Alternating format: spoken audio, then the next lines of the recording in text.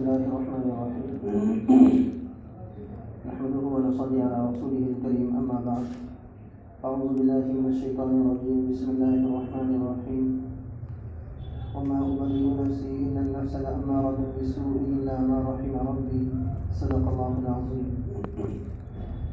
محترم بزرگوں اور دوستوں، دنیا کے اندر اللہ تبارک و تعالیٰ کا نظام کارگر ہے اور نظام چل رہا ہے. اللہ تبارک و تعالیٰ جو چاہتا ہے وہ کرتا ہے اور وہی ہوتا ہے. ایک مقصد اور ایک منشا انسان کی ہے جو وہ چاہتا ہے، اور ایک منشا اللہ تبارک و تعالیٰ کی ہے، ہوتا وہی ہے جو اللہ تبارک و تعالیٰ چاہتا ہے.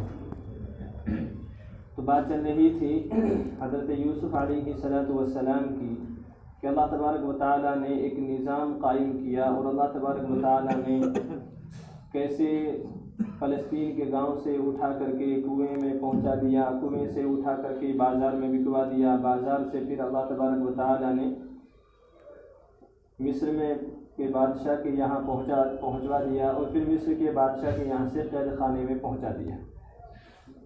یہاں تک بات ہو گئی تھی کہ اللہ تبارک و تعالیٰ نے حضرت یوسف علیہ السلام کو قید خانے میں بھجوا دیا. یہ بات روز روشن کی طرح آیا ہے کہ حضرت یوسف علیہ السلام کا کوئی جرم نہیں تھا، کوئی گناہ نہیں تھا، وہ بے گناہ تھے. پھر بھی اللہ تبارک و تعالیٰ نے قید خانے میں کیوں ڈالوایا؟ کیونکہ اللہ تبارک و تعالیٰ کو ان کو کہیں ایک منصب دینا تھا، اور قوم کے بیچ میں ان سے کام لینا تھا. اور قوم کو سمجھنے کے لیے ضروری ہے کہ انسان ان کے بیچ میں رہے، اور سب سے بہتر جو طریقہ ہے وہ سمجھنے کا لوگوں کو جو کتابوں میں لکھا ہے وہ یہ ہے کہ آدمی جیل میں سب سے بہتر طریقے سے سمجھ سکتا ہے. کیونکہ 24 گھنٹے ساتھ میں رہنا ہے، وہاں اپنے برادر بھی ہوں گے، غیر برادر بھی ہوں گے، کچھ بے قصور بھی ہوں گے، کچھ قصوروار بھی ہوں گے. سب لوگوں کے بیچ میں رہنا ہے، سب لوگوں کو پرکھنا ہے. تو قرآن کریم نے فرمایا وَدَخَلَ مَعَهُ السِّجْنَ فَتَيَانِ کہ حضرت یوسف علیہ السلام جب جیل قید خانے میں ڈالے گئے تو ان کے ساتھ 2 اور ان کے ساتھی جیل میں ڈالے گئے. اب اللہ تبارک و تعالیٰ کا نظام تھا، کیونکہ اللہ تبارک و تعالیٰ کو نظام کو حرکت دینی تھی، تو دونوں کو خواب آیا. دونوں نے خواب دیکھا، اور وہ پریشان تھے کہ اپنا خواب کس کو بیان کریں. انہوں نے دیکھا کہ حضرت یوسف علیہ السلام کا بڑے نیک ہیں، بڑے پارسا ہیں اور بڑے خدمت گزار ہیں، کہا جا کر کے ان کے سامنے اپنی بات رکھی جائے. وہ دونوں کے دونوں حضرت یوسف علیہ السلام کی خدمت اقدس میں حاضر ہو کر کے عرض کیا کہ ہم نے خواب دیکھا ہے، ہم خواب کی تعبیر بتا دیجیے. تو انہوں نے خواب سنا اور خواب کی تعبیر ان کو بتائی. اور خواب کی تعبیر ایک کو یہ بتائی، دونوں بادشاہ کے قریبی تھے. ایک وہ تھا جو کھانا بنایا کرتا تھا یا کھانا لگایا کرتا تھا، ایک وہ تھا جو پانی پلایا کرتا تھا یا جو پینے کے شربت وغیرہ تھے ان کا انتظام کیا کرتا تھا بادشاہ کی خدمت میں. ان سے کوئی گناہ ہوا، ان کو قید خانے میں ڈال دیا گیا. تو ایک کو حضرت یوسف علیہ السلام نے خواب کی تعبیر دی کہ تمہارا جو جرم ہے وہ ثابت ہوگا اور تمہیں پھانسی دے دی جائے گی. اور دوسرے سے کہا کہ تمہارا جرم ثابت نہیں ہوگا بلکہ تم بے قصور ہوں گے، اور تمہیں اللہ تبارک و تعالیٰ جس کام پر تم پہلے مامور تھے یعنی بادشاہ کی خدمت میں، پھر تم اسی پر لگا دیے جاؤ گے. اب کچھ عرصہ گزرا، ان کا ایک کا جرم ثابت ہو گیا، اس کو پھانسی دے دی گئی. ایک کا جرم ثابت نہیں ہوا، وہ بے گناہ گار تھا، تو اس کو بادشاہ نے متعین کر دیا. جب وہ بادشاہ نے اس کو رہائی کا حکم دیا تو حضرت یوسف علیہ السلام نے اس سے کہا کہ دیکھو جا رہے ہو، کہ جب بادشاہ کے پاس جاؤ تو میرا ذکر کرنا.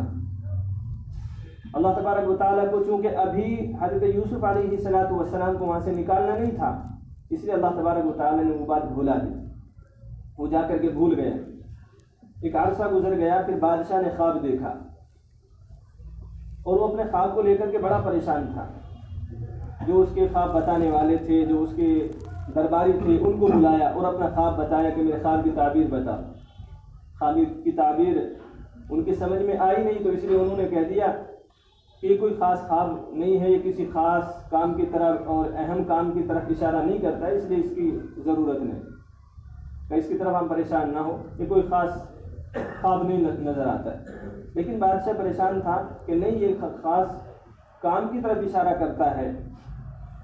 تو اب اس کو جو جیل سے آیا تھا، جو بادشاہ کی خدمت میں تھا، اب اس کو یاد آیا کہ بادشاہ پریشان ہے، کا خواب کی تعبیر کوئی بتا نہیں رہا ہے، اور میری جو تعبیر بتائی تھی اس نوجوان نے قید خانے میں، کا وہ صحیح ہوئی ہے، کا میرے ساتھی کو پھانسی دے دی گئی ہے اور مجھے یہاں پر دوبارہ سے متعین کر دیا گیا. اب وہ بادشاہ کی خدمت میں حاضر ہوا. اس نے کہا کہ ایک نوجوان ہے جو آپ کی پریشانی کو دور کر سکتا ہے، کہ وہ قید خانے میں ہے. اس کی پورے حضرت یوسف علیہ السلام کی صفات کو بیان کیے. بادشاہ نے کہا کہ ٹھیک ہے، کہا تم جاؤ. اس نے کہا کہ میں جا کر کے خواب معلوم کر کے آتا ہوں، خواب کی تعبیر. بادشاہ سلامت نے ان کو بادشاہ کے سفیر کی طرح، قاصد کی طرح ان کے پاس بھیجا. وہ گئے اور جا کر کے خواب بیان کیا بادشاہ کا. اور پھر حضرت یوسف علیہ السلام نے اس کی تعبیر نہیں بتائی صرف، بلکہ اس کا حل بھی بتایا.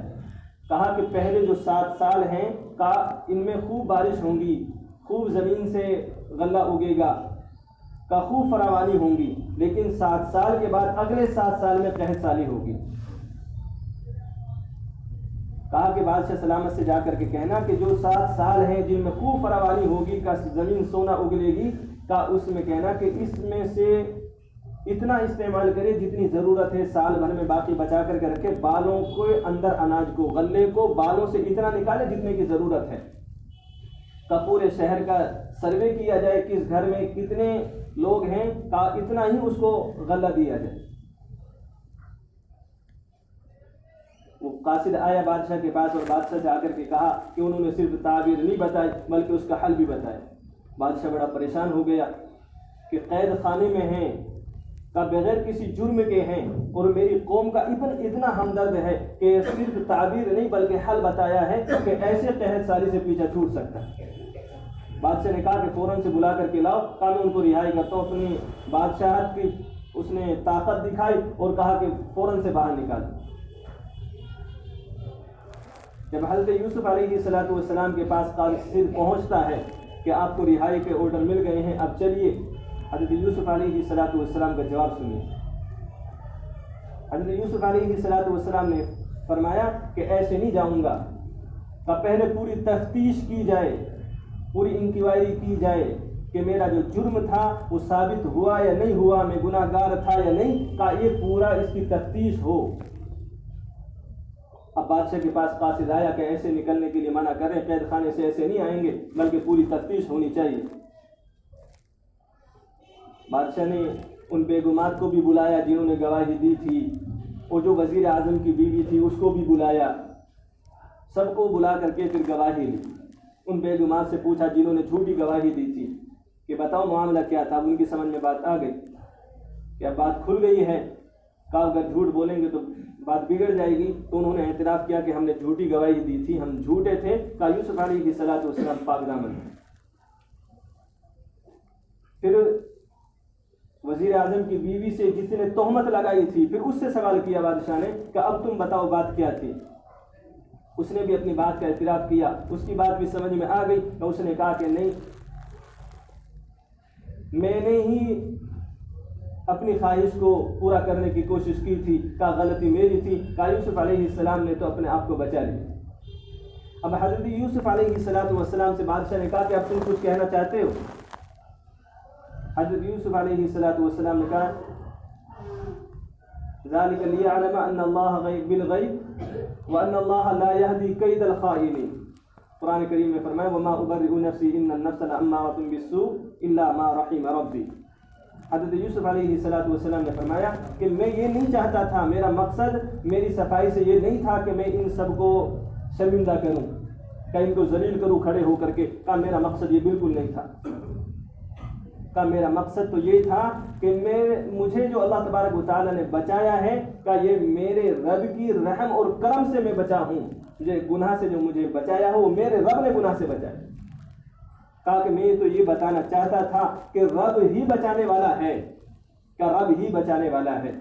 حضرت یوسف علیہ السلام کی بات سن کر کے بادشاہ نے کہا کہ اب میں استخلص لنفسی، کہ میں اب جا رہا ہوں اپنے اکیلے روم میں، کہ میں تنہائی میں جا رہا ہوں، کہ اب میرے پاس یوسف علیہ السلام کو بھیجو. اب جب بری ہو گئے حضرت یوسف علیہ السلام کو اپنے پاس بلایا اور بلا کر کے یہ کہا کہ آج سے سارے اختیارات میں تمہیں دیتا ہوں، کہ سارے اختیارات میں تمہیں دیتا ہوں، کہ تم بادشاہت کو چلاؤ، کہ میں تمہیں امانت دار بھی دیکھتا ہوں، میں تمہیں اتنے قابلیت اور صلاحیت والا سمجھتا ہوں کہ آپ میری پوری حکومت چلا سکتے ہیں۔ حضرت یوسف علیہ السلام نے حکومت کو لینے سے انکار کر دیا، کہا کہ نہیں، کہا میں حکومت نہیں لے سکتا۔ کہاں ایک چیز ہے، خزائن الارض